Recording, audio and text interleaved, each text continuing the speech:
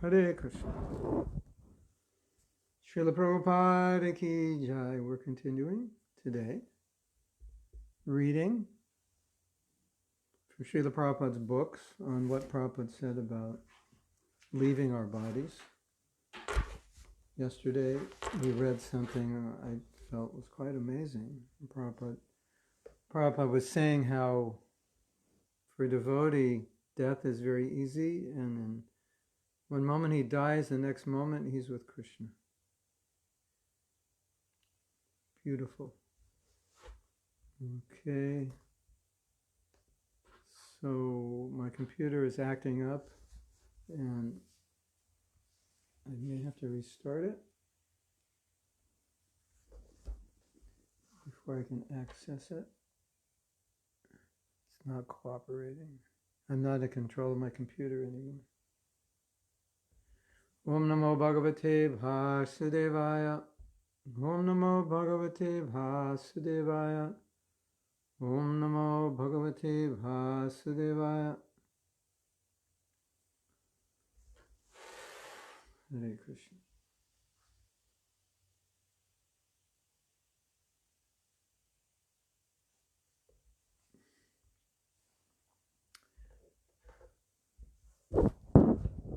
I'm going to move over a little bit.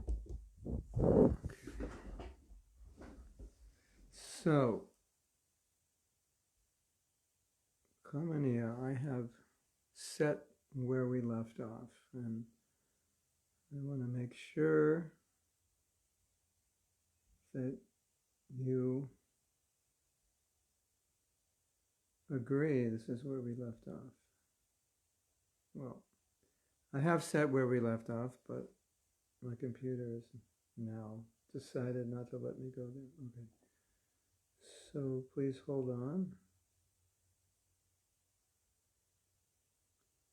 I believe we're still on the 6th canto.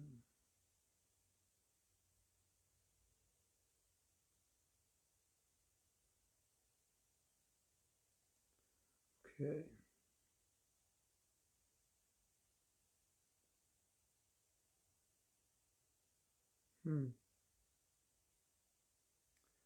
I believe we're going to begin reading from Bhagavatam 7th canto, the 6th chapter, text 8. So this is where I think we left off. We were reading about Vritrasura, and Vritrasura told Indra, "Kill me, I'm ready to go. I'm in Krishna consciousness, kill me, it's all good. Perfect timing, let's do it." And then we had read an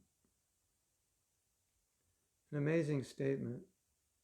I want to read this again. This is from the 6th canto, 10th chapter, text 2.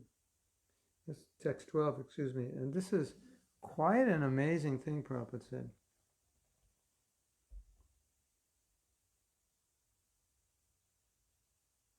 The perfect yogi, the devotee, dies in trance thinking of Krishna. He does not feel his material body being separated from his soul. The soul is immediately transferred to the spiritual world. So what Prabhupada is saying is he doesn't feel like he's leaving his body. He just kind of wakes up in the spiritual world. And Prabhupada had mentioned that in the 1st canto also. It's like, he said a devotee dies, but it's not exactly like he dies. It's more like he wakes up. It's just that moment that he leaves his body, he's with Krishna. So that's beautiful. You know, there's always a fear, but here Prabhupada's saying, for a devotee, when he leaves his body, immediately he's with Krishna, if he's Krishna conscious. So that's encouraging. So let's go to Srimad Bhagavatam 7, 6, 8. If Kamaniya, if you have that, you can put that up. And I entitled this from a so-called human being to a cat, dog, or hog. And this is from the purport.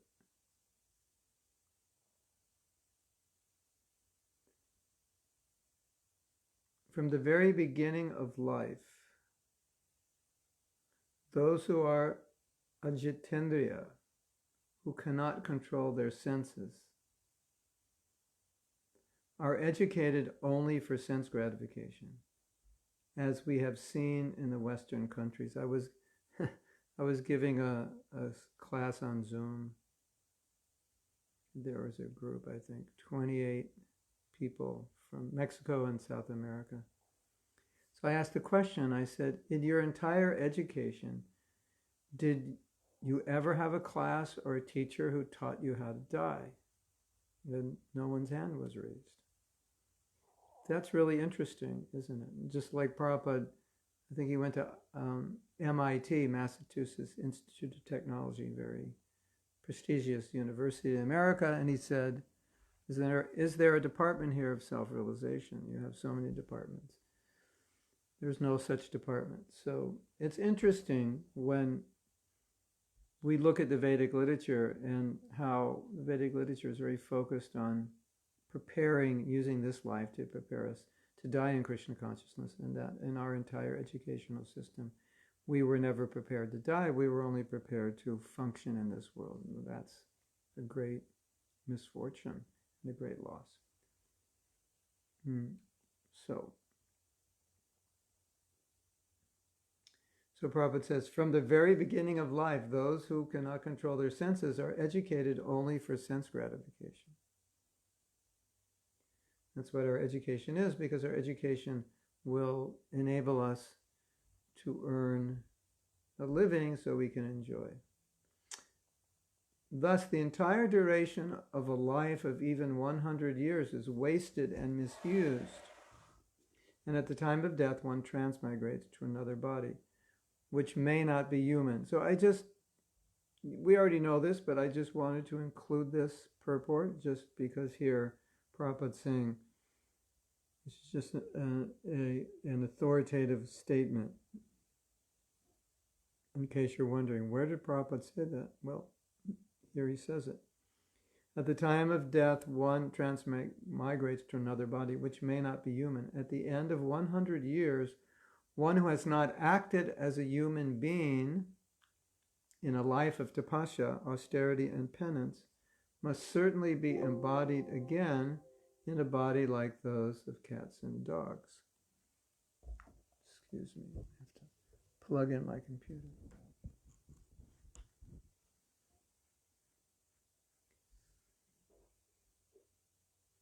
Must certainly be embodied in a body like those of cats, dogs, and hogs. Therefore, this life of lusty desires and sense gratification is extremely risky. So, the theme that's emerging, and it's going to continue to emerge, and I think we'll get this very clearly in our minds and hearts, is that we're practicing in this life to become absorbed in thinking of Krishna. And if we do that, we'll be absorbed in thinking of Krishna when we die, and if we do that, we will go to Krishna Lila, or back to Godhead directly. And if we don't, if we are absorbed in something else, that something else means some sensual pleasure or some attachment, that's what our mind's going to be absorbed in, and the mind is going to carry by thoughts to our next destination. And so Prabhupada's saying, okay, now that you know that, then what are you going to do? He says, therefore, this life of lusty desires and sense gratification is risky. So, people say, well, what's the problem? I'm just enjoying. And here Prabhupada's giving you the problem. The problem is that what you're doing by your so-called enjoyment is creating a certain kind of mindset, which is then going to create your next body. And that body, you say, I enjoy so many things, but you may be enjoying things, the same things that animals enjoy. And that's where your mind is fixed That's where your attachments are fixed, and then you die, and so you become a dog. And then someone will say, well, dogs are free, and I wouldn't mind being a dog. We've heard this, and of course I think they would mind being a dog. Well, maybe they wouldn't, but just it's foolish to say that. But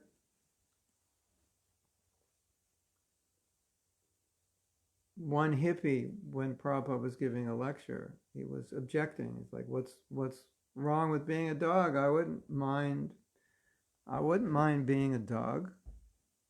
And you know what Prabhupada said? This is really interesting. He said something like, you have my blessings, or then you can become a dog. Like it was like Prabhupada gave blessings to him. I don't think we would say Prabhupada was cursing him to be a dog, but I think Prabhupada was just acknowledging that if that's what you want to be, then that's what you'll become. Of course, people's concept of dogs or French poodles in Beverly Hills have a pretty good life, but street dogs in India, it's a little different. So when they say I want to become a dog, they probably haven't seen those mistreated dogs in India. But anyway, this is the point Prabhupada's making, that that people don't understand that their enjoyment is actually preparing an animal body. They have no idea. And Prabhupada said it's so difficult to go from a human being to an animal that you have to go to Yamaraj and be prepared. And they put you through like a training, so to speak.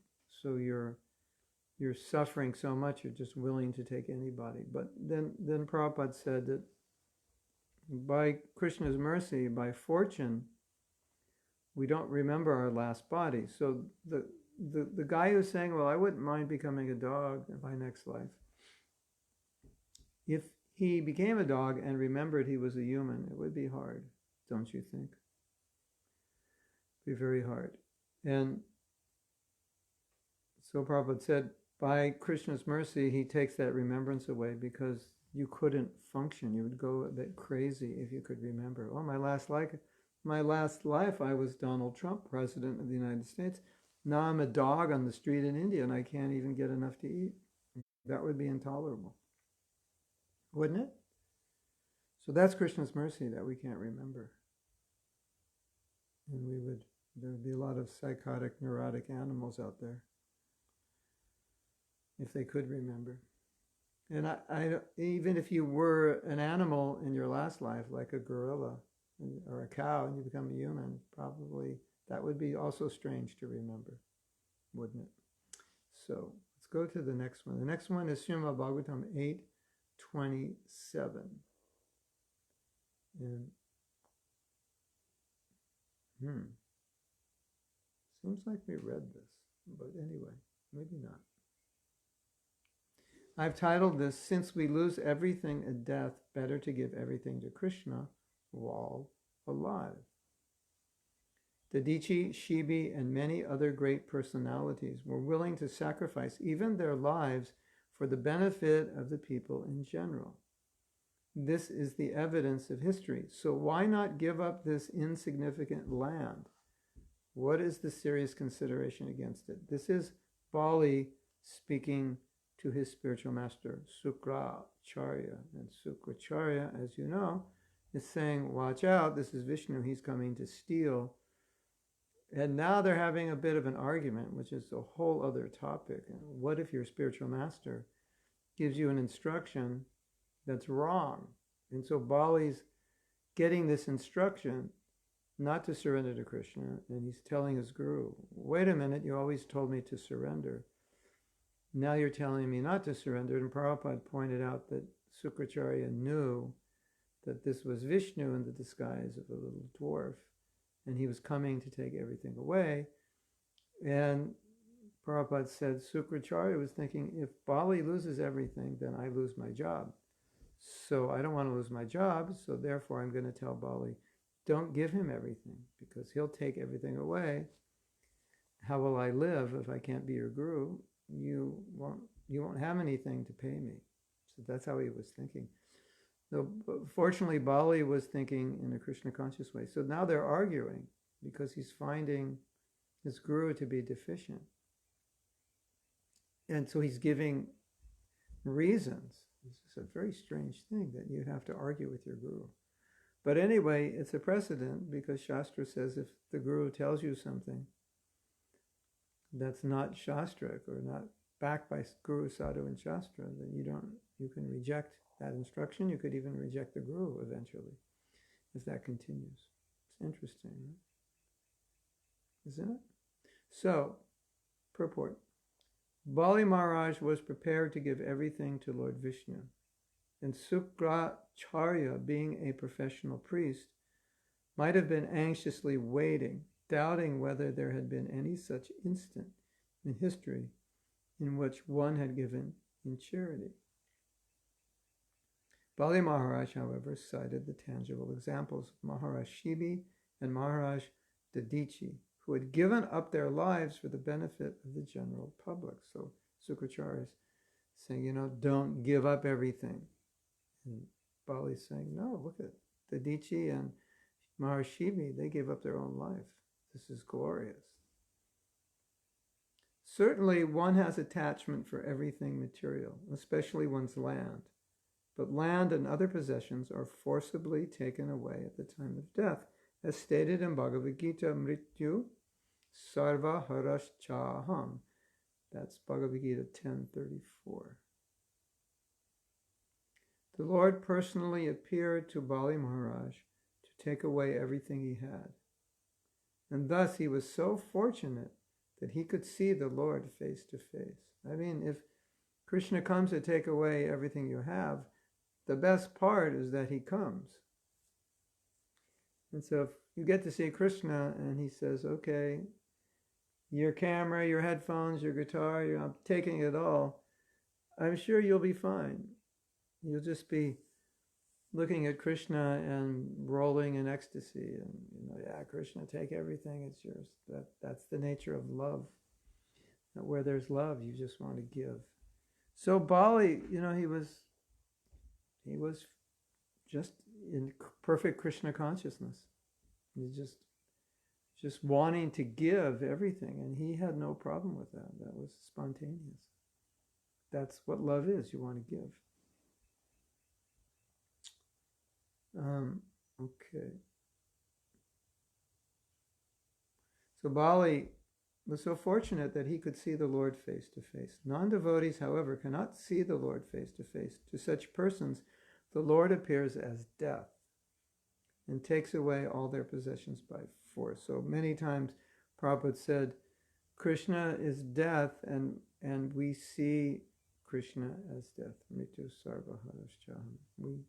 We don't see death as death, but we see it as Krishna. Krishna is coming to take me. It's not the cruel hands of Yamaraj. It's not the cruel hands of death coming to take me. It's Krishna's coming to take me. It got cold here last night. It rained and the weather just, this time of year in Alachua, it was really hot. And my daughter was saying, it's really hot. And I'm saying, yeah. And in one moment, it can get really cold. And that's what happened. So I'm all bundled up here.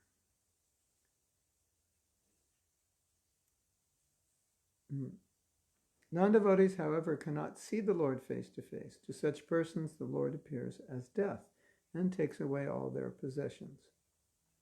Under the circumstances, why should we not part with our possessions and deliver them to Lord Vishnu for his satisfaction? Okay, you can give up everything or I can kill you, and then you'll have to give up everything anyway. So if Krishna is going to take everything at death, why not give it before you die and get the benefit rather than have him come as death and take everything? That only makes sense, right? We're going to lose it anyway. But if he takes it, there's benefit. If he takes it after we die, then we didn't give it, we're the losers. Sri Chanaka Pandit says in this regard, Sanimite varam tyago vinashe niyate sati. Since our money and possessions do not last, but will somehow or other be taken away.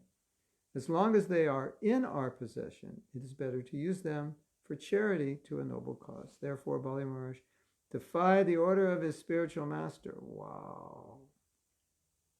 Such an interesting story, actually. As a side point,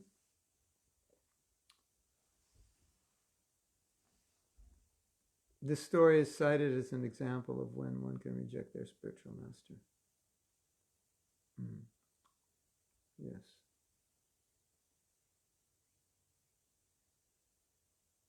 Kat is asking, what we being Vaishnavas? We're trying to be Vaishnavas. So Bali Maharaj did the right thing by rejecting his guru because his guru gave him the wrong instruction. If your guru ever says don't surrender to Krishna, at that point, you do not have to follow his instructions because he's no longer acting as guru. Okay, and so Bali set this amazing example. And when he was arguing with Sukracharya, it's interesting if you go read that portion of Bhagavatam, it's an interesting argument.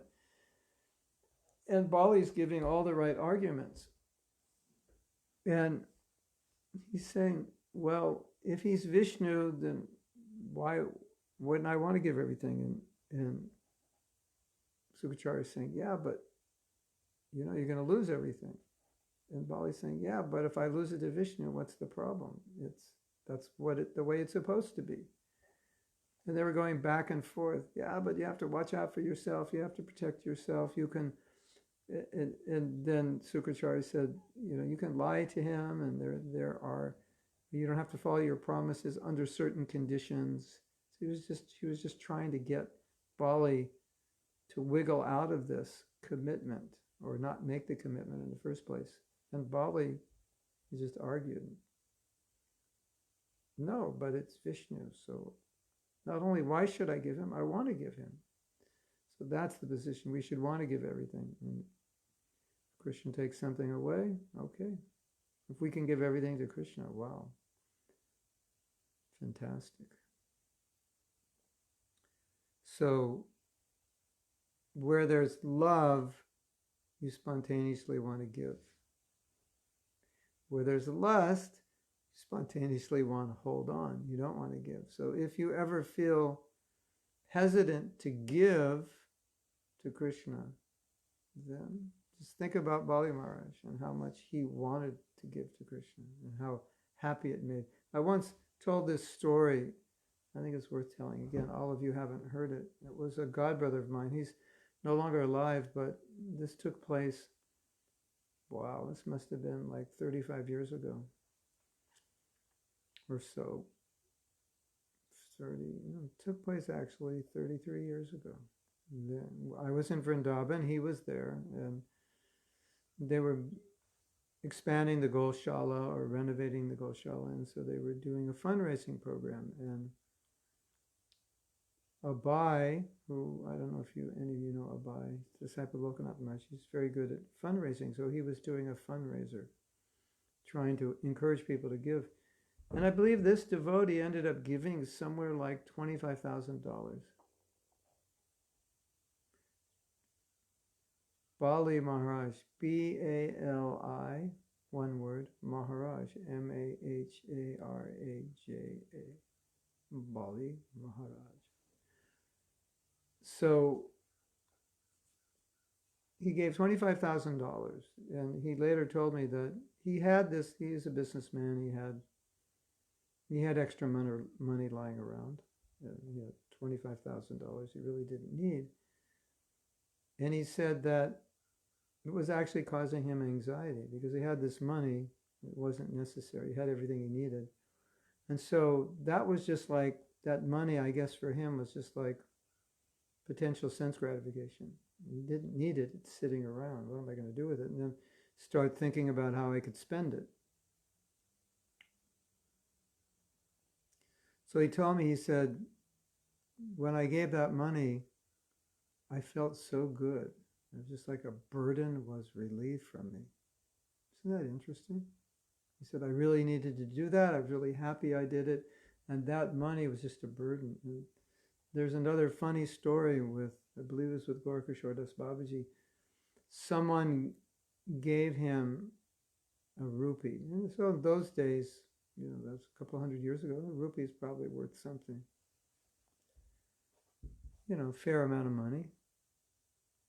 And I believe at that time he couldn't walk and he was being carried on the shoulders of someone.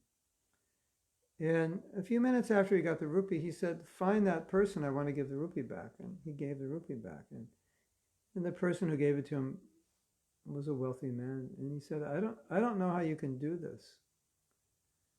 I was just carrying this rupee around for a few minutes with such a burden on my brain. I don't know how you can carry all this money.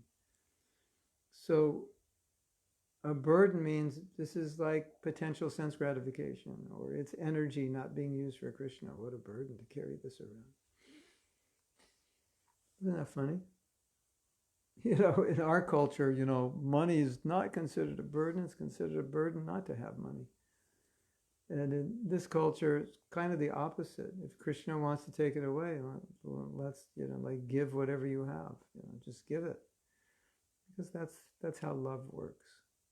Love always, you give so much when you love. Parents give so much to their kids. They sacrifice, and that's what makes them happy. So there's no way that Sukracharya is going to get Bali Maharaj not to give, because it was coming out of love. It wasn't just a philosophical. We can see it as a philosophical debate because it's described that. The whole discussion is described in the Bhagavatam. But beyond the philosophical debate, we want to see the heart of Bali. It's like, this is Vishnu, he's come to ask everything. What an opportunity. This is like amazing. Yeah, he's one of the Mahajans. Yes. So, we have some comments here.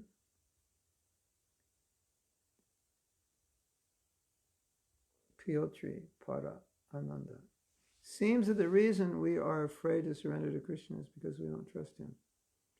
What's causing the lack of trust in Krishna? That I will ask you to answer. Ask that question to yourself, because I think there's going to be a different answer for each of us. I could be funny and say what's causing it is stupidity. But a lack of knowledge, impiety, attachment to sense gratification. I mean, what do we trust? You trust sense gratification? That's going to make you happy. What answer I could give, which is an interesting answer, is when you don't have something in Krishna, like faith or trust or whatever it is you don't have, it means you have that faith, trust in something else, which is why you don't have it in Krishna. It doesn't mean you don't have faith or trust. So then the question is, that question that was from Krishna Karshani, maybe both of you. So the question is, if you say, why don't I trust, what's causing the lack of trust? Then the question is, well, what do you trust? What do you have trust in? And then you start to understand, no, it's not a lack of trust. I do have trust. I just don't have trust in Krishna. And because I have trust in something else, to that degree, I don't trust Krishna. It's not like there's a neutral zone. I just don't trust. I have faith in nothing. I trust nothing. No, we have faith in that eating will make us happy, sleeping will make us happy, this and that will make us happy, shopping will make us happy. I have trust in all kinds of things to make us happy. If I get an insurance policy, I'll be protected. We trust the insurance company. If I have medical insurance, I'll be taken care of. If I have a good doctor, we have all the trust. So if we have too much trust in material things, then there's a lack of trust in Krishna. But somebody could say, and make the argument philosophically, it's due to impiety, because the more pure we are, the more we'll trust in Krishna. And the more impure we are, the more we'll trust other things. So just ask yourself, well, where's your trust? What are you putting your faith in? So Duty told us that it was Dinabandhu who was carrying Gorkashordas Babaji. Sukracharya Ananta says, Sukracharya is the Sukra means semen.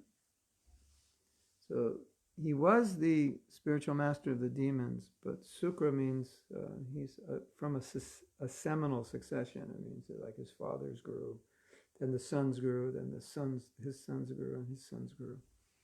So it's a seminal succession. It doesn't necessarily mean that the gurus are qualified. They just inherit it from their father.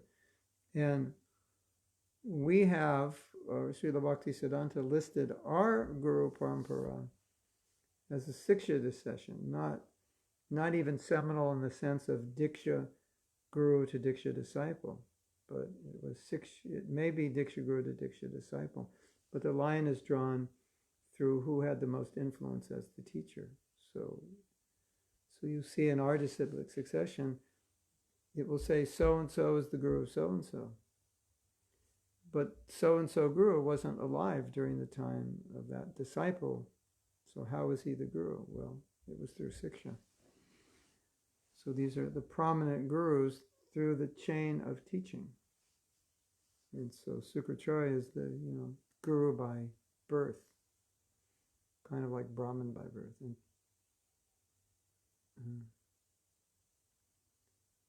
I'm not sure exactly what kind of spiritual life they had, demigod worship, the Asuras.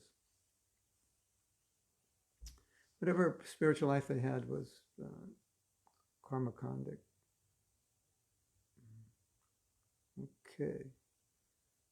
So now Kamini is ahead of the game. She has the next verse up. How to turn our trust from other things to Krishna. More, be intelligent. That's where it starts.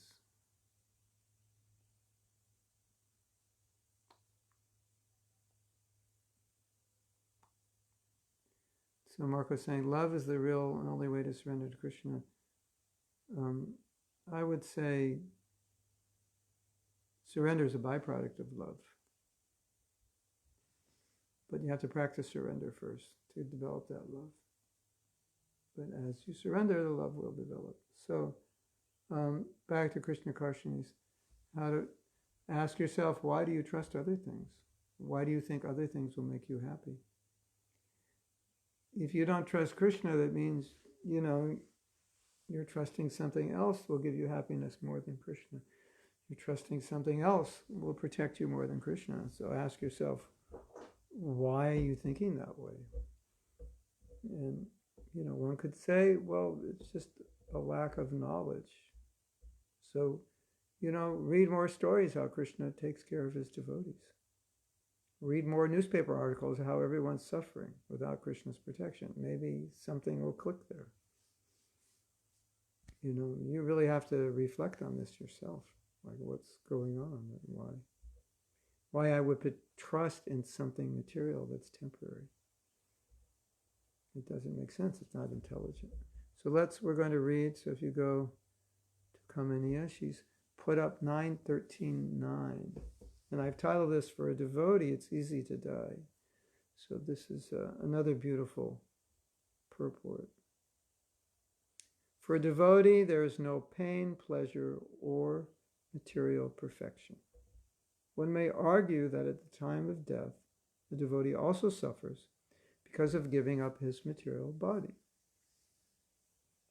But in this connection, the example may be given that a cat carries a mouth in its mouth and also carries a kitten in its mouth. Cat carries a mouse in its mouth and also carries a kitten in its mouth. Both the mouse and the kitten are carried in the same mouth. But the perception of the mouse is different from that of the kitten. When a devotee gives up his body, tyakta deham, he is ready to go back home, back to Godhead. Thus, his perception is certainly different from that of a person being taken away by Yamaraj for punishment. You want to hear something amazing? I mean, just for the record, because there are sometimes things which maybe are difficult to believe in the Bhagavatam. So, in one of the covers of the Bhagavatam in the 6th canto, there's a picture of the Yamadutas pulling the living entity out of the body. And a devotee distributed a book to a man. And when he saw that, he freaked out and he said, I almost died and I saw these creatures. Hare Krishna. How's that for a book distribution story? There's another devotee no longer alive, but when she was giving birth to her twins, it seemed that she was leaving her body, and she said she saw Lord Nrsimhadev. She saw the Yamadutas and Lord Nrsimhadev. So, it can seem like these are just stories in a very ancient book and like not really something that happens today. Or maybe it never happened, or if it happened, today is a different time. But we have these stories. Interesting. Maybe when we do research for our book, we'll find some near-death experience stories where people saw the Yamadutas. Or maybe by the time if you see the Yamadutas, it's too late. I don't know. Unless you're a devotee. But apparently this man saw the Yamadutas, and somehow or other he wasn't a devotee and he was saved. Hare Krishna. Which is also great credit to the artists, that they portray the Yamadutas as this man saw them, something similar. So, when a devotee gives up his body, Tyakta Deyam, he is ready to go back home, back to Godhead. Thus, his perception is certainly different from that of a person being taken away by Yamaraj for punishment. A person whose intelligence is always concentrated upon the service of the Lord is unafraid of accepting a material body, whereas a non-devotee having no engagement in the service of the Lord is very much afraid of accepting a material body or giving up his present one. Yeah, because people don't know what's going to happen when they die. It's very,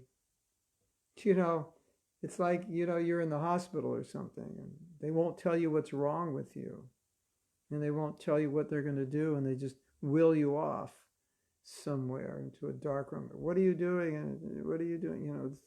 It's frightening to not know, isn't it? So people are dying and they don't know what's happening. It's quite frightening. Unless they're suffering so much they just want to annihilate their existence and never exist again. That could be there. And so that could be giving them some relief. But generally, there's huge fear because you don't know.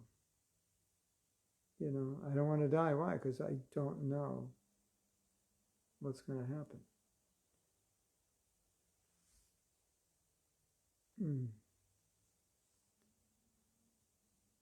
A person whose intelligence is always concentrated upon the service of the Lord is unafraid of accepting a material body, whereas a non-devotee having no engagement in the service of the Lord is very much afraid of accepting a material body or giving up his present one. Therefore, we should follow the instruction of Chaitanya Mahaprabhu. Mama janmani janmanishvare bhavatad bhaktir ahaituki tvai.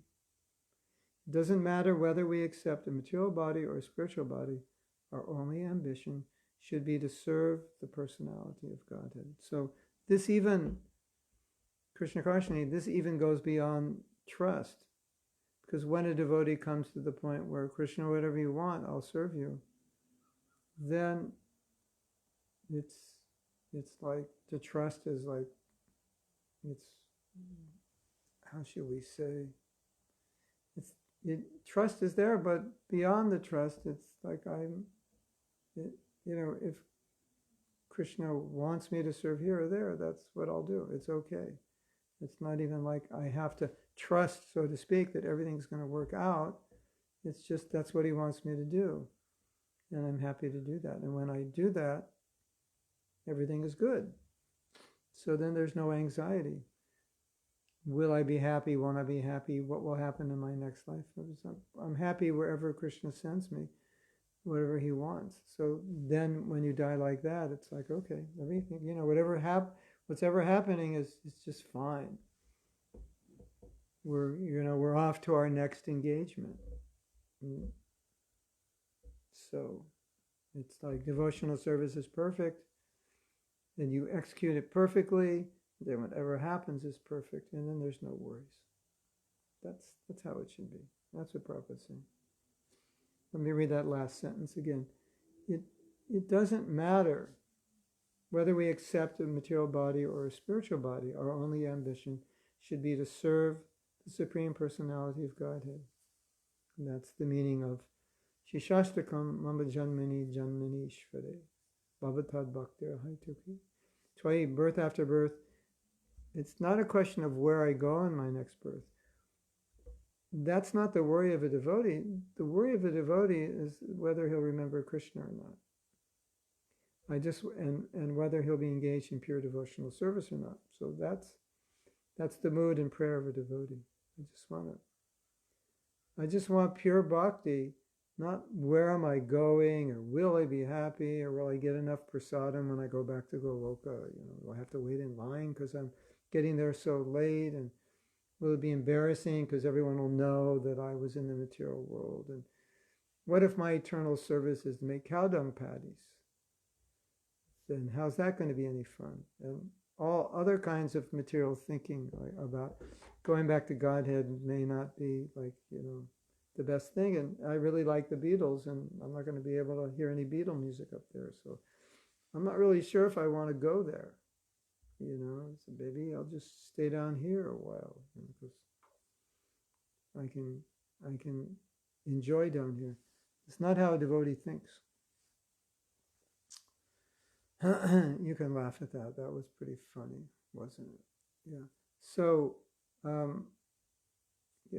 doesn't matter whether we accept a material body or a spiritual body. Our only ambition should be to serve the Supreme Personality of Godhead. So if you feel like that, I just want pure devotional service, and wherever Krishna sends me, I'm happy. Then dying it's not a big problem. It's basically, it's like you're going on traveling Sankirtan to your next, you're getting sent to your next assignment, basically. Okay, where's the next stop? Next stop, new body. Serving in this body. Okay, whatever. As long as I have pure devotional service. Then you take that idea to the extreme with Bhaktivinoda Thakur. I could be born. I don't even mind if I'm born as an insect, as long as it's in the home of a devotee. As long as I can be Krishna conscious. That's amazing, right? As long as I could be born in the home of a devotee, I don't mind being an insect. So meditate on that. Devotee is not thinking about what he wants, other than I just want to be Krishna conscious. And if I can be Krishna conscious as an insect, and that's what you want, okay, we're good. We can do that. That's amazing. Meditate on that. Okay. Now, we're skipping to the 10th canto.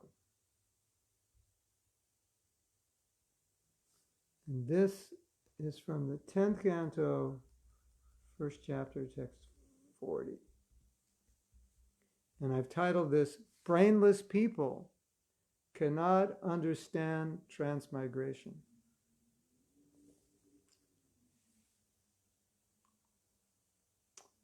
So here's a translation of the verse. 10:140.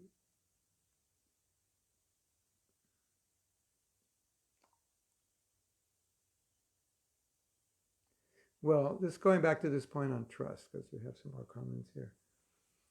Again, to reiterate the point that it's not a question you don't trust Krishna, it's just that you trust something, like your body, or you trust your mind, or you trust something that gives you some stability or happiness. So I don't know, I think it's foolish not to trust Krishna and trust something else, because how can anything else give you shelter permanently? Doesn't make any sense.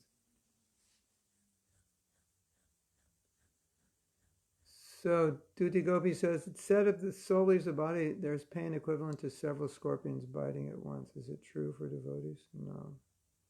Devotees also experience what? No. Because what we just read is the devotees don't go through this traumatic experience of death.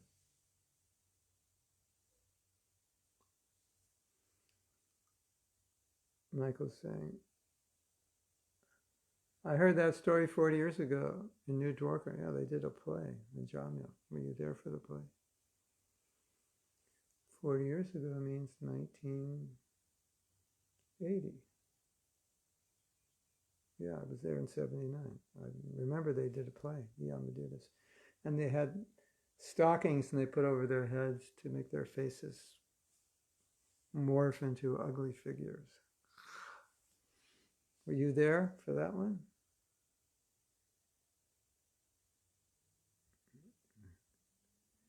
Okay, we're still on the trust issue. Regarding trust, I feel like Draupadi.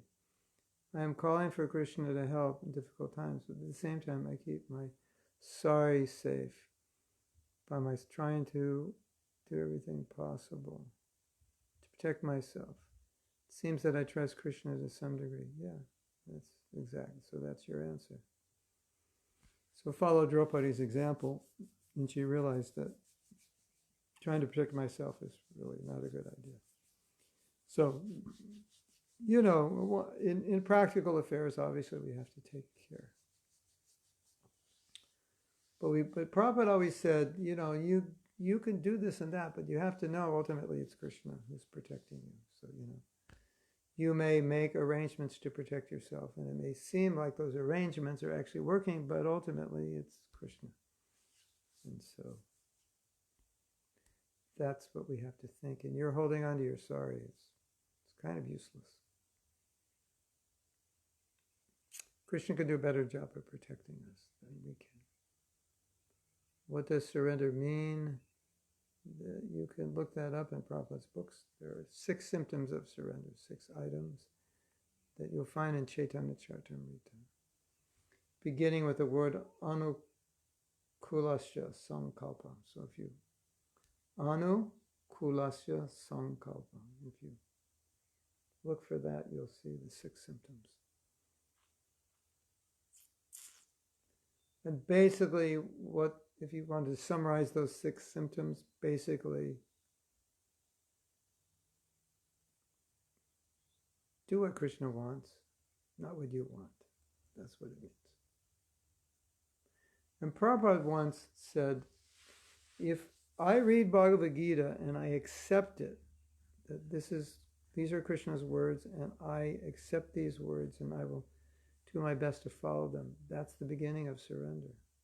Because what are we surrendering? Well, we're surrendering our independence. I just want to do whatever I want, how I want, when I want, in any way I want. That's material life. So surrender means I'm not going to do whatever I want, however I want, in whatever way I want, at any time I want. I'm going to do what Krishna wants, the way he wants, when he wants, how he wants. That's it. That's surrender. It means being guided by higher instruction, Guru, Sadhu, Shastra. Guided by their instructions rather than guided by my own whims. Because either we're guided by our whims or we're guided by Guru and Shastra and Sadhu. Right? It's just like, you know, if you're guided by your whims, down goes Guru and Sadhu and Shastra. Guided by Guru and Sadhu and Shastra, down goes the whims. So it's either I'm going to do it because I feel like doing it, or I'm going to do it because Guru, Sadhu, and Shastra recommend it. And so that's what the life of surrender means. It means I'm not independent. I don't make choices which are not validated by Guru, Sadhu, and Shastra. Okay. So now we're going to read 10.140 about the brainless people.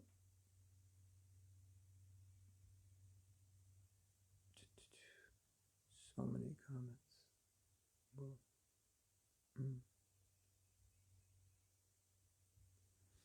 Okay, one more comment. Sweta says, I have 2 children, 3 and 11. I'm attached because I feel no one would take as much effort to give them Krishna consciousness. And I don't want to leave my body so soon. What kind of attachment is that? Prabhupada said, if you're attached to your children, make them Krishna conscious. That's how you express your attachment. So it's good you're attached to your kids, because if you weren't, they'd probably be playing in the street and joining a gang and becoming drug addicts and so many things, right? So obviously, attachment is healthy because out of attachment you take care of them. But your attachment is to making them Krishna conscious. So that's how we're attached to our kids, attached to making them pure devotees. That's how you, like Prabhupada said, you express your attachment by helping them become devotees.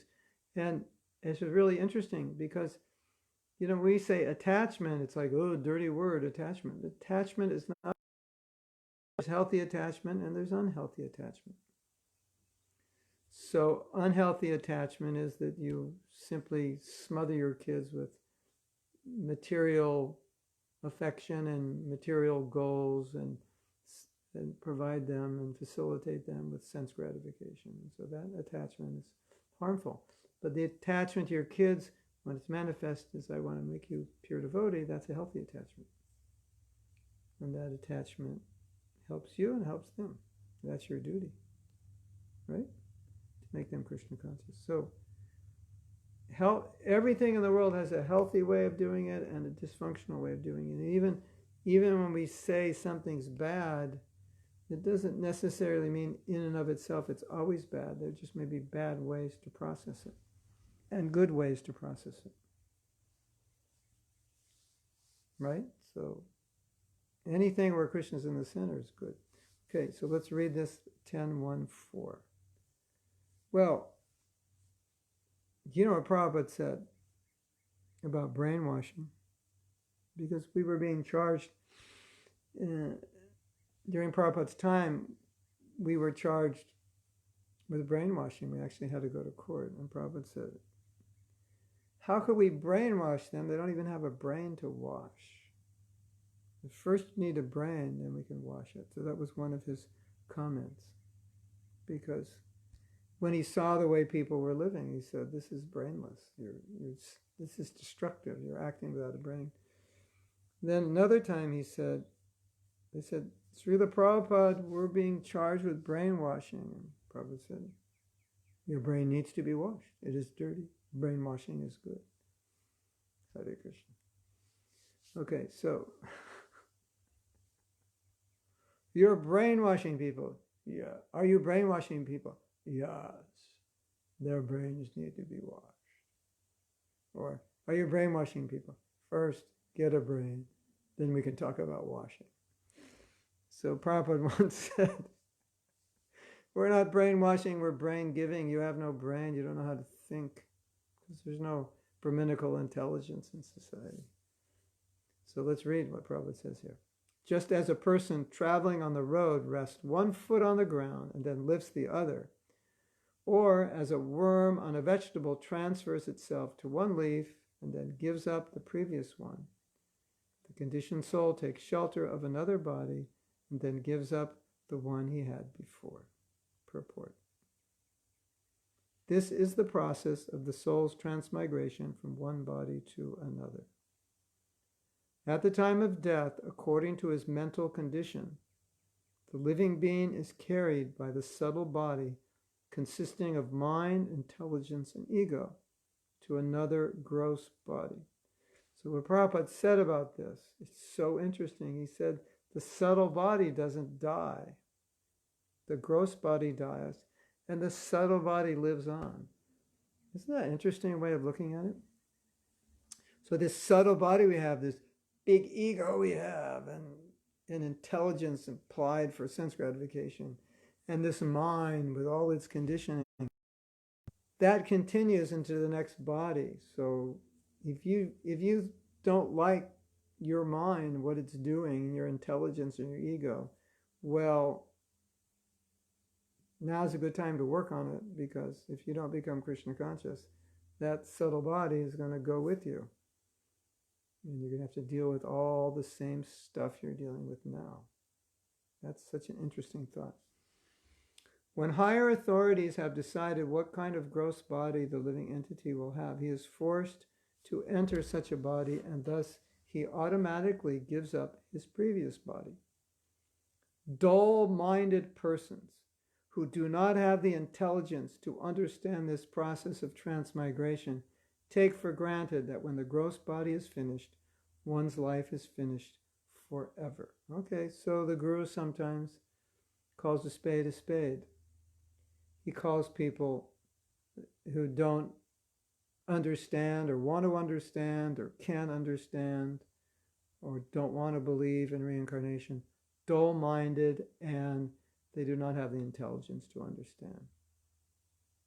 So if someone says, I don't believe in reincarnation, you may not want to tell them that's because you're dull-headed and you don't have the intelligence, but at least you should understand that's why.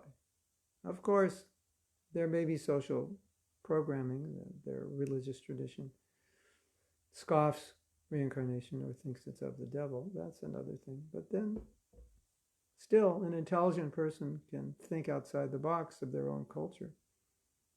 And so Prabhupada says it's just lack of intelligence.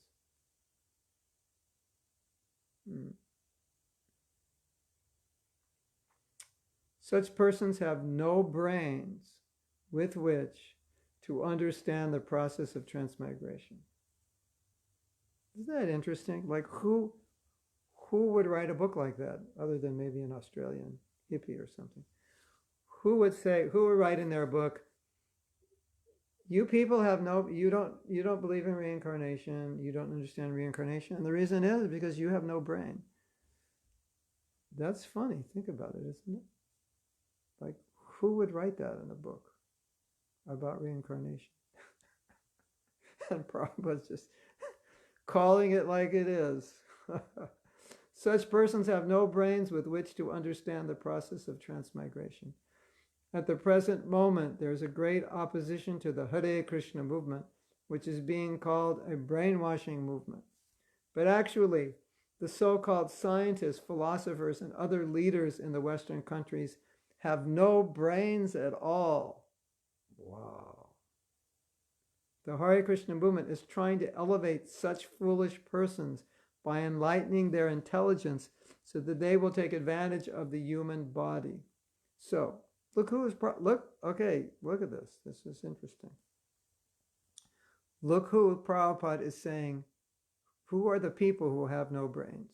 He's saying scientists, philosophers, and leaders. Hare Krishna.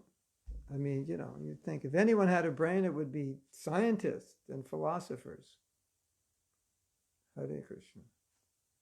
No, they have no brains. Boom, boom, boom. I have to give you some context when Prabhupada's saying this. One context is we're brainwashed by these leaders.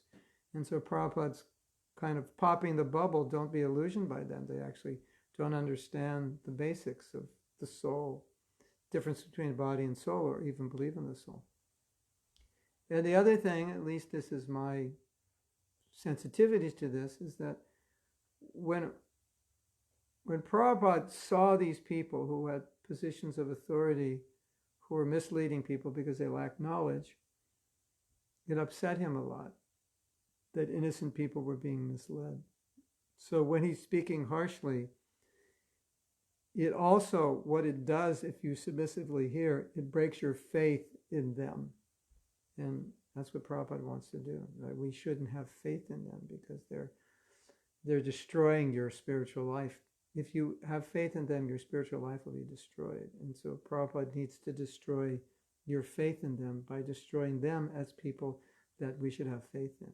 So that's why he's so heavy. And sometimes we know that light words don't work, they don't register, and sometimes only heavy words like hit us, get through this thick skull and start to penetrate. And then we say, oh, okay.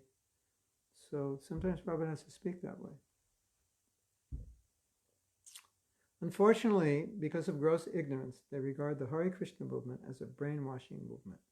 They do not know that without God consciousness, one is forced to continue transmigrating from one body to another because of their devilish brains. Wow, another one. So they went from what, no brains to devilish brains.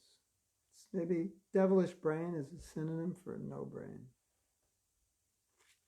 Because of their devilish brains, they will next be forced to accept an abominable life and practically never be able to liberate themselves from the conditioned life of material existence. How this transmigration of the soul takes place is very clearly explained in this verse. So this is an interesting topic. Maybe we take this for granted, but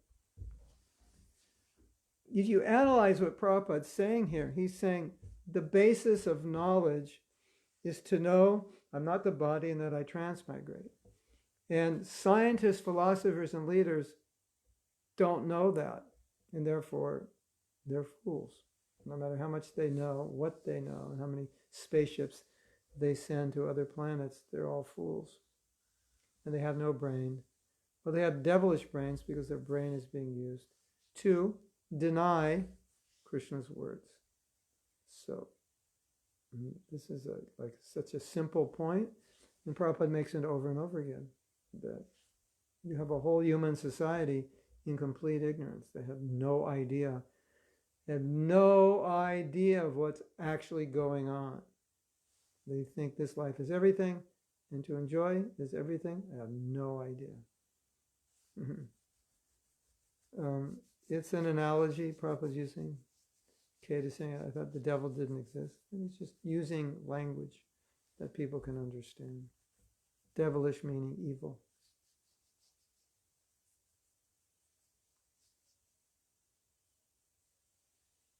The devil, not like Satan or anything.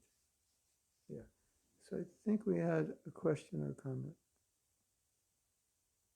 Marco says, it's interesting how in Latin the word love, amor, is the opposite of more, death. Wow, yeah. A is privative. So if we are in love with someone, we do not perceive the presence of death. Wow, that's interesting. It's a catching, even if it catches us inevitably, yeah. Prabhupada said exactly that.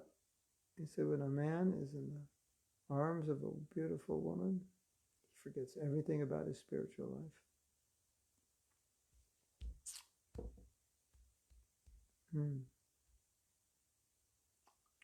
Krishna Karshini says, I believe we should not follow Prabhupada and call them brainless. Only he could do it. Right? That I will leave to you to decide. You have to evaluate by your audience. You know, like you read these things and think, wow, that's really heavy, and you know, I wouldn't preach that way because people wouldn't follow it and this and that. Yeah, you know, during the hippie movement, when Prabhupada preached like that, they loved it because they just were putting down everyone and everything. So when Prabhupada would say these things, they thought that was so cool. He's like, he's speaking the truth as it is. So there are still people today who appreciate that kind of straight talk. Maybe not everybody, but and there are ways to explain what Prabhupada said, you know, in funny ways. But I leave that up to you to do it. But the point is, in preaching, you want to be able to influence people to become Krishna conscious, and then you're going to decide how to do that. And so sometimes being soft is helpful, and sometimes being soft doesn't help. They don't get it. So you have to decide according to time, place, and circumstance. Krishna Kanta Gopalini Devidasi KKGDD or GPDD says, I heard from some devotees this coronavirus thing is something coming from the scientific community, and we shouldn't take it so seriously because Prabhupada didn't follow what scientists say. Please help me to understand how we should think about this. Well, I know one thing Prabhupada said. He said that when you become a devotee, you're still under the laws of nature, so you shouldn't think that as a devotee you can defy nature's law. One thing I can say is that keep yourself healthy and don't stress, and if you stay inside your house all day and don't go get some sun and fresh air, I don't know how you're going to be healthy. So keep a healthy immune system. Eat well, sleep well, drink a lot of water, get exercise and sun, stay healthy. Get enough vitamin D from the sun, vitamins like that. That much I can say. But, we should be somewhat cautious and not think lightly about something that could be serious, or as people say, maybe, at least be socially responsible. You could be carrying the virus. You don't want to infect others. But I think when I see how the virus is spreading, I always think, wow, this is how Krishna consciousness should spread. Somebody gets it and they fly through Italy and they get it and they fly back to America and then they start infecting people. And if you read the history of preaching in Russia, that's exactly how it started. One devotee got infected, he started infecting other people who infected other people, and it went all over Russia, and it was illegal. It just invisibly went all over. So the virus of Krishna consciousness, that's what we should meditate on, how to get that virus and spread it. But as far as what the scientists are saying, I'm not a scientist, so I don't know. But probably best not to be too close to anybody. That way, if there's anything to transmit, there's no one to transmit it to and no one to get it from.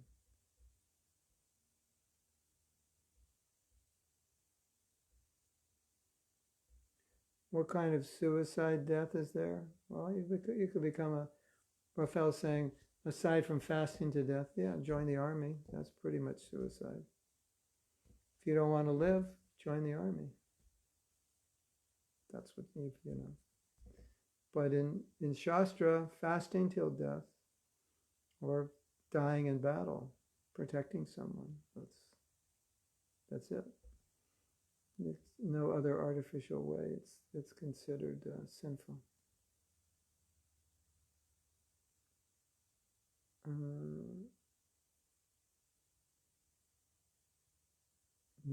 So Raphael, if you want to die, join the army.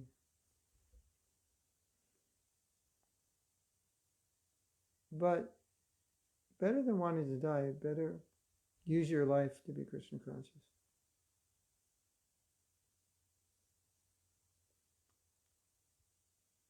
Okay, it's going to help Raphael die. No, don't help him die. Help him become Krishna conscious. Krishna Karshani says, my point is times have changed and such a straightforward speaking might discourage people. I just noticed that some devotees, sorry to say, in Brahmin way, imitate Prabhupada. As I always say, judge by the results. That's the real thing. Who's making people Krishna conscious? Who's making people devotees? Who's successful in preaching?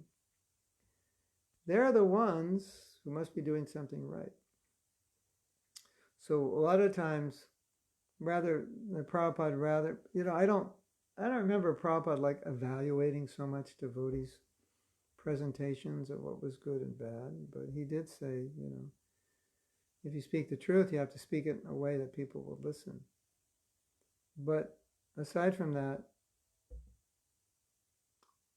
he definitely appreciated the success of preachers. He wasn't so concerned how they did it or how they didn't do it. So if you're successful in your preaching, by being soft or hard or semi-soft or semi-hard or very liberal or very conservative or whatever you are. That's the goal is maybe not so much the delivery, but the goal is the effect. So let's judge by the effect. And maybe some people can get away with being heavier in certain situations with certain audiences. Like in India, it works better than in the West, for sure.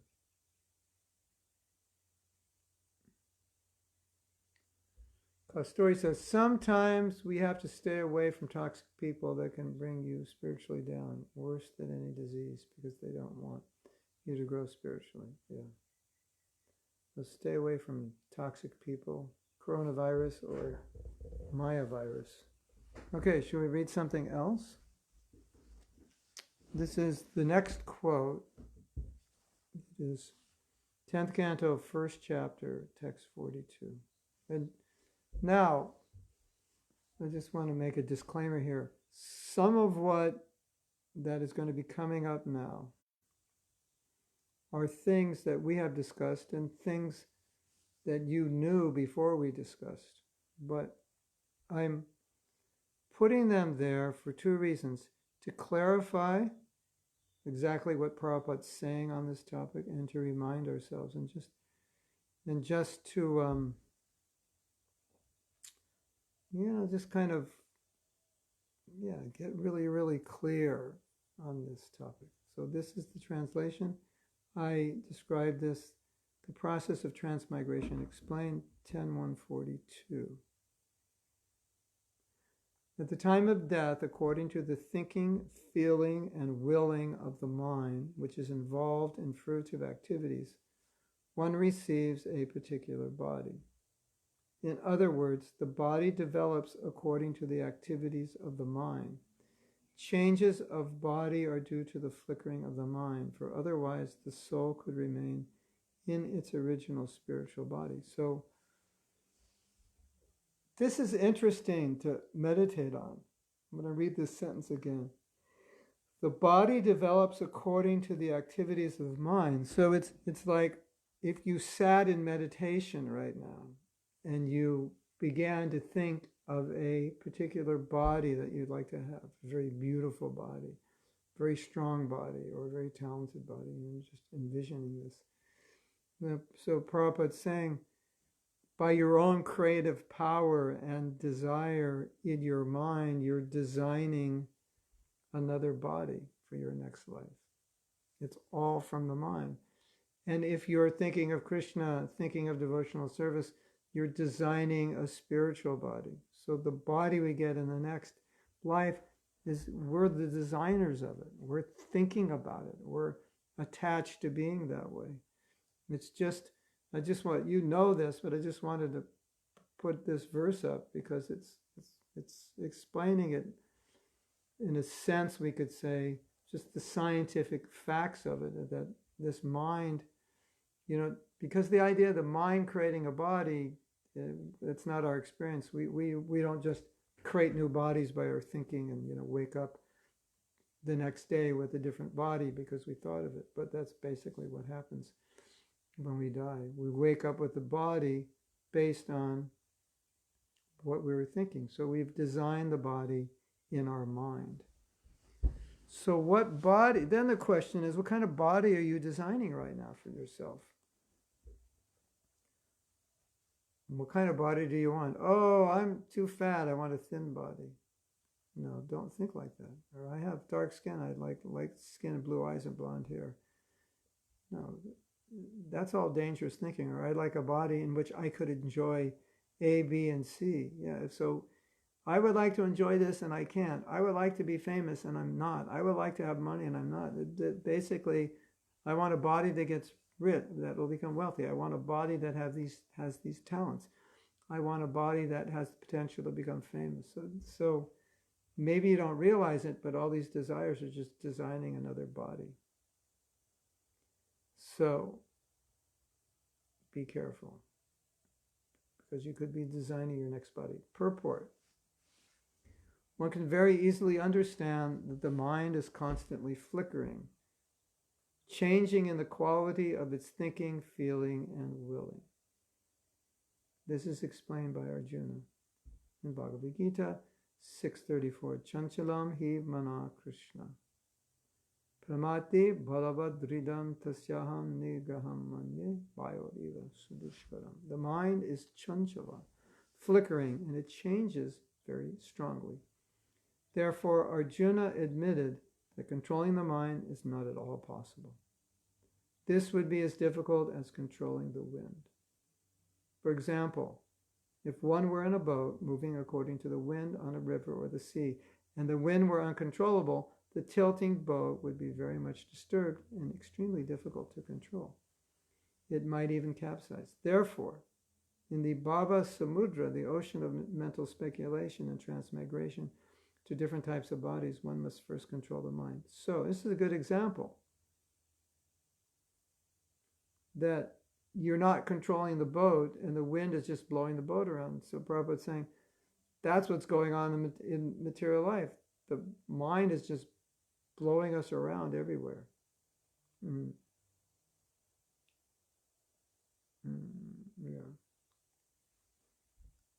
So life without a controlled mind is like a boat just being blown around on an ocean.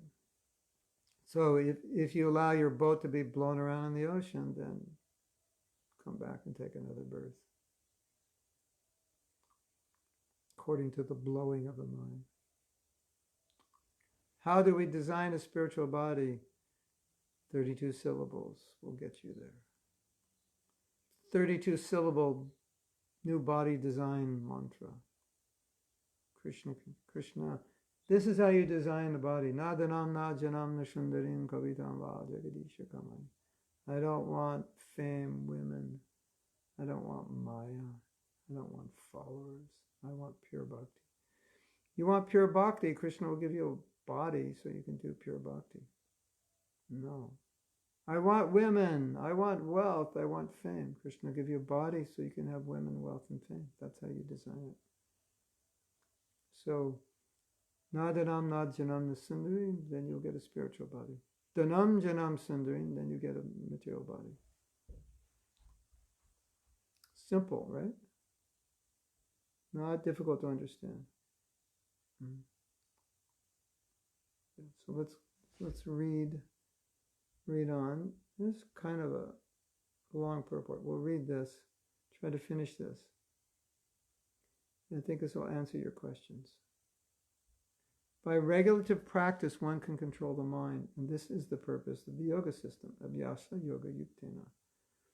But there is a chance of failure with the yoga system, especially in the age of Kali, because the yoga system uses artificial means.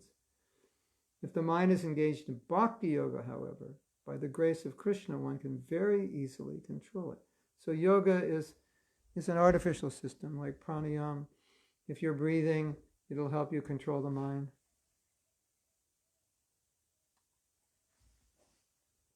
Like that. But it's artificial. It's not coming from your consciousness. It's more of a mechanical process.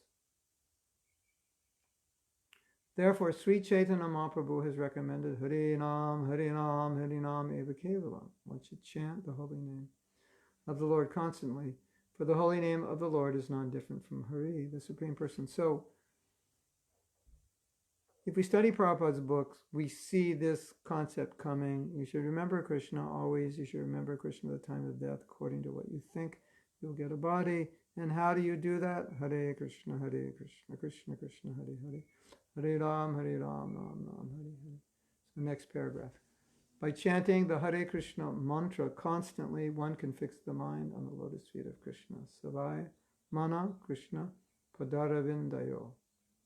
Srimad Bhagavatam 9:4-18, and in this way achieve the perfection of yoga.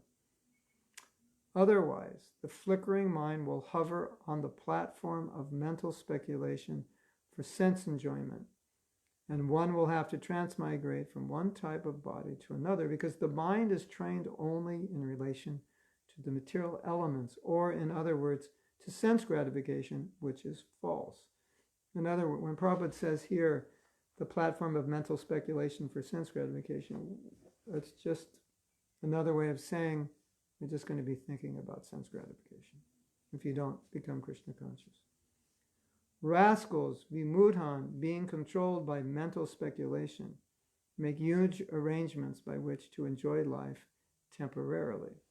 But they must give up the body at the time of death when everything is taken away by Krishna's external energy.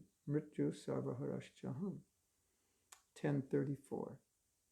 At that time, whatever one has created in this life is lost, and one must automatically accept a new body by the force of material nature.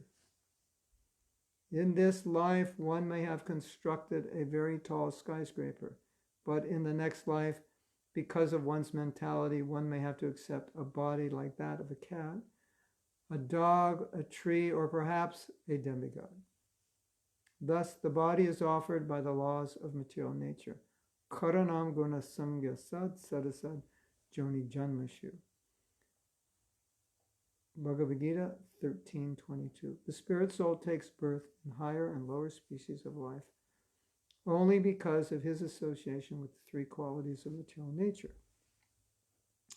Urdvam ganchanti sattvasta madhyam tishtanti rajasa jaganya guna vrittista adho ganchati tamasa.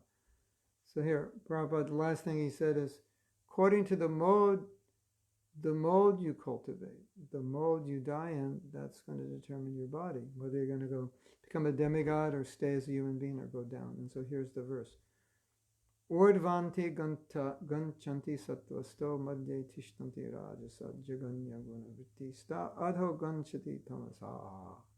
Those situated in the mode of goodness gradually go upward to the higher planets. Those in the mode of passion live on the earthly planets, and those in the mode of ignorance go down to the hellish worlds. Okay, one more paragraph. Hold on. In conclusion, the Krishna consciousness movement offers the topmost welfare activity for human society.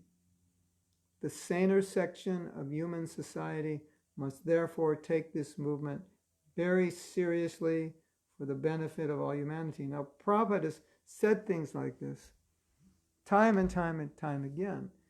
And his point, his logic is human society doesn't know this.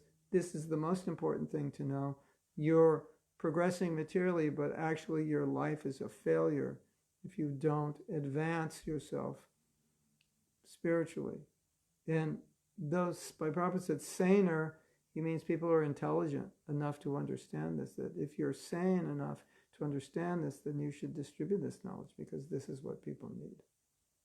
This is why we say that if you distribute Prabhupada's books, you have to read them, because you will get inspired to distribute them by recognizing what's inside and how important it is.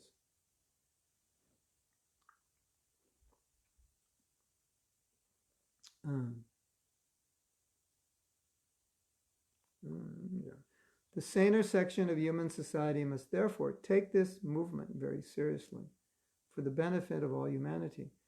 To save oneself from the repetition of birth and death, one must purify his consciousness. Sarvopari vinirmuktam tatparapena nirmalam. One must be freed from all designations. I am American, I am Indian, I am this, I am that, and come to the platform of understanding that Krishna is the original master and we are his eternal servants. When the senses are purified and engaged in Krishna's service, one achieves the highest perfection. Rishikena Rishikesha Sevanam Bhakti Uchate. The Krishna consciousness movement is a movement of bhakti yoga. Vairagya Vidya Nija Bhakti Yoga. By following the principles of this movement, one becomes disassociated from material mental concoctions and is established on the original platform of the eternal relationship between the living entity and the Supreme Personality of Godhead as servant and master. This, in summary, is the purpose of the Krishna conscious movement. Yeah, the purpose is to get everyone out of the cycle of birth and death. Very simple philosophy, but very neglected in society today. So,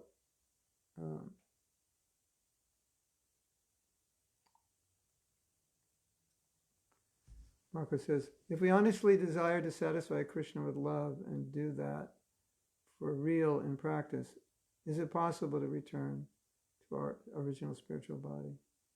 Full transcendental service of love for Krishna and his associates. Not only is it possible, it's guaranteed. So now, ladies and gentlemen,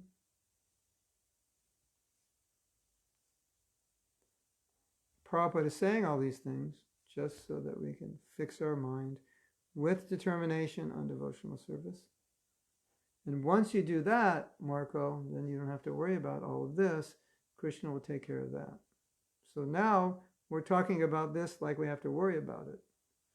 But actually, we just have to worry about being Krishna conscious and serving Guru and Krishna. And all of this will be taken care of as a byproduct. So you don't have to worry about it. So Prabhupada's saying all of this to say, look, you're going to lose everything. Everything belongs to Krishna anyway. Then you're going to create your next life by your mental process. So be Krishna conscious, you can go back to him. So once we understand that, okay, I'm just going to be Krishna conscious. Now, all these other things will come as a byproduct, and you don't have to really worry about it. You just worry about service. Vrindavan Leela says, is it possible? Vrindavan Leela is Pandora Hinson. Is it possible that devotee pets are former human devotees who are not able to give up their sense gratification? Well, anything's possible, but generally we would say if former devotees would take birth as humans again.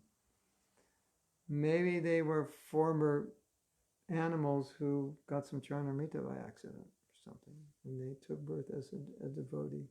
Or they got to have a devotee as a caregiver.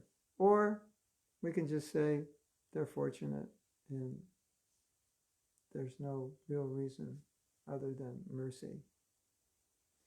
Whatever the case is, give them prasadam.